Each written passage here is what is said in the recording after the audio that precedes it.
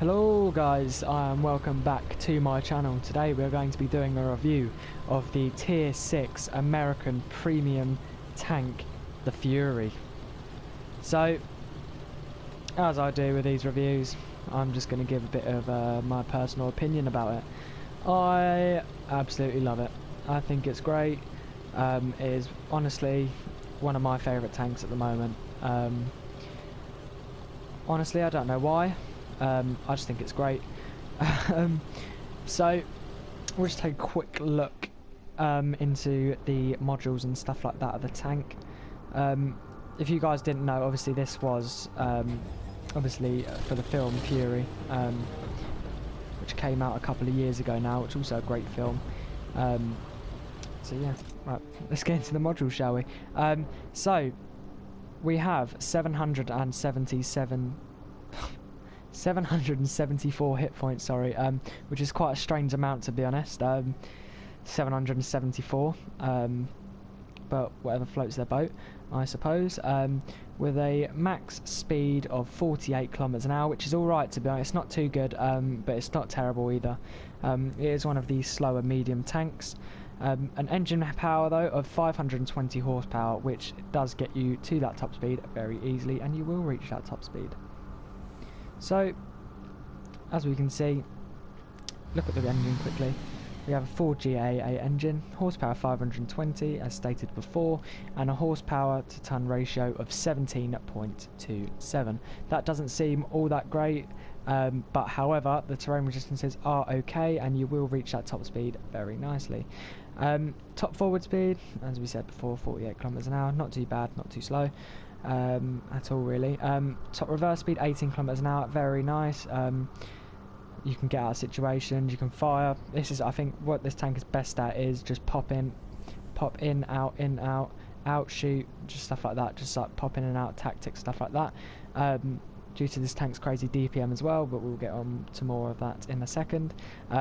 So yeah, reverse speed 18 kilometers an hour, great. Fire chance 20%. As in all American tanks, really, you get shot in the arse, you're going to get set on fire, so just be careful. Yeah, you've got quite a big engine there, it takes up the whole back portion of the tank, so obviously just be careful, make sure you've got firefighting on your crew, and take a nice fire extinguisher with you into battle. So, take a quick look into the gun. We have the 76mm M1A2, same gun that you carry on the Easy 8, and this tank is pretty much an Easy 8. So, reload time standard, without any crew skills or whatever, 3.3 seconds, which is great, to be honest. Aiming time 2.3 seconds, it's not too good, but it's not shocking either. Accuracy 0.4, the accuracy is not very good at all really, but it's not dreadful, as I say. Elevation 25 degrees, great, you can shoot right up. Depression 12 degrees, even better, you can shoot right down. Yeah, the depression of this tank is really nice. It does allow you to work them ridge lines very, very nicely. This tank is very flexible indeed. So, look at the tracks, 44 degrees a second traverse, which is very nice as well. Does allow you to circle your opponents quite easily, and there you go. The terrain resistance is 0.9 on soft, 1 on medium, and 1.5 on hard. Honestly, it is very, very nice. So yeah, the terrain resistance is great really, no need to worry about that, and you will keep that top speed. Turret traverse 39 degrees per second, which is also quite nice, does allow you to circle your enemies, and combined with the 44 degrees track traverse you can spin it around quite nice and fast. View range 370 meters, not great, but it's only tier 6, so what do you want really. Signal range 615 meters, obviously it's not great, but it is only tier 6, and it is in the back of the turret. Next we've got the ammo racks. They are in the standard place really, just on the sides of the hull. There is one in the middle. I do find this tank does get ammo rack quite a bit. If you do get ammo racked in this thing, to be honest, it is crippling. You do really need the gun and the DPM of the gun really, just to that's what makes the tank really. This is where your crew sits, if you want to know. Yeah, so just step back at the gun quickly. The rate of fire is fantastic. With my crew setup and stuff like that, and my skills, and my equipment, sorry, my reload is about 2.7 seconds, and doing 120 damage every 2 seconds is fantastic. You can literally just rip apart. Tier 5 and Tier 4 tanks don't stand a chance against you. Even some Tier 7 tanks just don't stand a chance. Yeah, you can just literally just rip people up. Let's take a look into the armour quickly. Shouldn't be too long because there really isn't any. We have 1 to 20mm on the top of the deck, the top of the cupola, the tracks, and the underside of the tank and the gun. Next we have 21 to 30mm in the front and the back parts of the hull, the top of the turret and the turret ring. Then we have 31 to 50mm on the sides of the tank. Yeah, just be careful. It can get overmatched.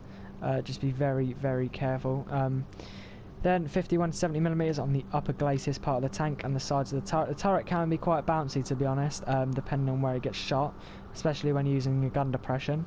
It can be quite bouncy. Obviously, do not ever rely on your armour because this tank really has none. It's literally just the angles on the turret that can make it quite bouncy. 71 to 90mm on that tiny part of the hull and the gun mantlet. And then 91 to 120 on that front part of the tank there. Honestly, this tank doesn't really have any armour at all, so you shouldn't really rely on it. Just rely on its speed and its gun, really, and it will do its job.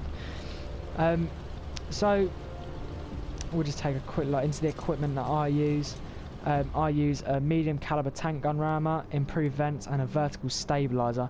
This is the only, or one of the only, tier 6 tanks that can actually run a vertical stabilizer, and it does allow you to be able to snap them shots off effectively when turning the turret and moving and stuff like that. It is very, very useful to use. Obviously, supplies, got the standard really: manual fire extinguisher, small first aid kit, small repair kit, the usual. Then I carry 56 AP rounds, 15 APCR rounds, and I don't bother carrying HE rounds. To be honest, there's no point really carrying HE rounds on a 76mm gun. You won't be doing enough damage anyway, really. It's not really worth it. I do carry APCR rounds, as they do have 177mm of penetration. I know it's still not all that, but against things like Tigers and stuff like that, you will need them, especially like T29s, you will need them APCR rounds. Also, you can see that I do have 2 marks of excellence in this tank. I am grinding towards my 3rd mark. Let's have a quick look into how close I am. I am at 90% damage standing, so I am very, very close to getting my 3rd mark of excellence in this. It just goes to show how much I love it, really. Obviously, I've got my ace tanker and stuff like that.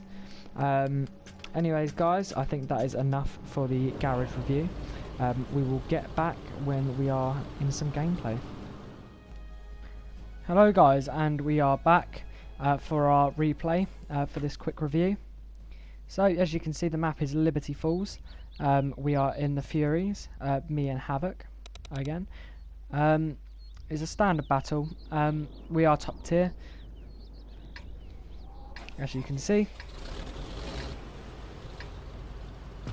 So, as I explained in the garage, this tank is fantastic in my eyes anyway. It's pretty much an easy 8.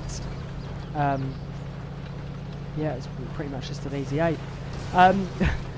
So, on this map, we do like to head up to this, where the falls are really. It is quite a nice spot for tanks with good mobility and good gun depression, due to the fact there is quite a lot of hills, so you can put the gun depression to work.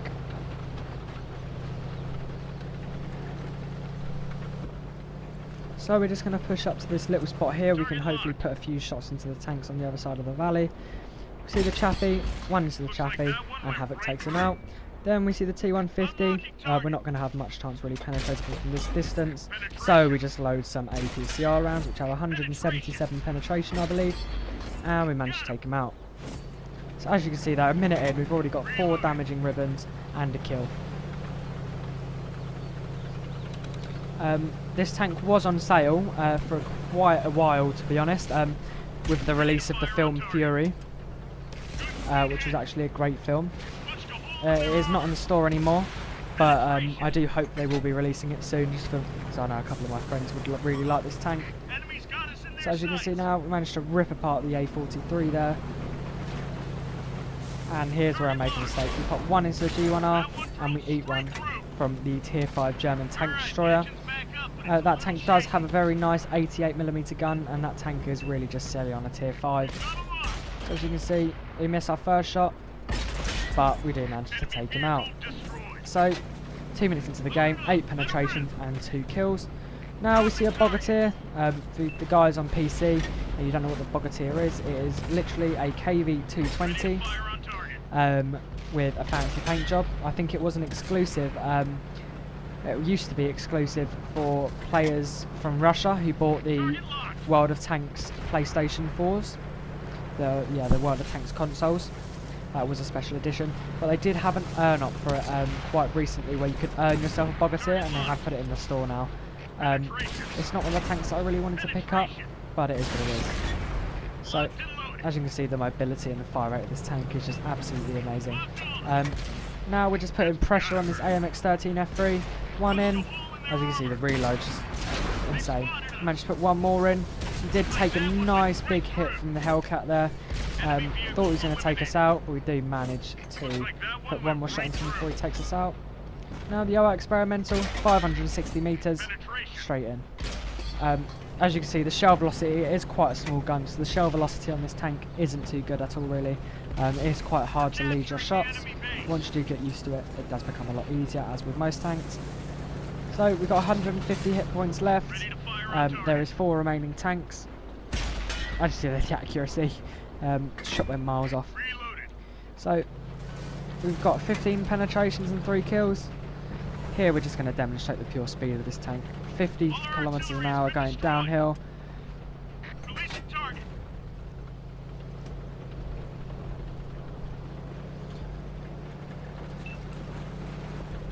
So yeah guys, I'd really like to know your opinions of the Fury as well. So if you guys could, comment down below and just tell me your personal opinion of the Fury. I would really much appreciate it. And obviously guys, please comment down below as well how you think my reviews are doing. Obviously give me some tips on how I can improve. I don't mind a bit of criticism, as long as it's constructive. So yeah, I would really like for you guys just comment down below which tank you'd like to see next, as I am trying to upload a lot more often now. So put one into the R experimental, dump one into the side of the KV-1's turret, try again, but we hit the floor. So try and put another one in, hit the floor, one more, hit the floor again. That is purely due to me and my poor aiming. Put one into the R experimental, and he managed to take us out.